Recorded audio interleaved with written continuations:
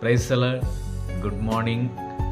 ఈరోజు దేవుని వాక్యము కీర్తనల గ్రంథము 34వ అధ్యాయము 10వ వచనము. సింహపు పిల్లలు లేమిగలవై ఆకలిగొనునేమో గాని యెహోవాను ఆశ్రయించిన వారికి ఏ మేలు కూడా కొదవై ఉండదు అని దేవుని వాక్యము సెలవిస్తూ ఉంది.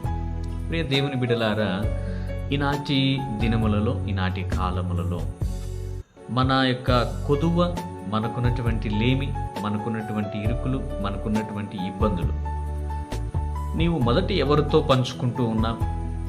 నువ్వు లేవంగానే ఎవరితో తెలియజేస్తూ ఉన్నావు? నీవు ఎవరికి ఈ విషయాలను తెలియజేస్తూ ఉన్నావు? అంటే నీకున్నటువంటి లేమి, నీకున్నటువంటి కొదువ మరి తీర్చగలిగినటువంటి వారితో నీవు తెలియజేస్తూ ఉన్నావా?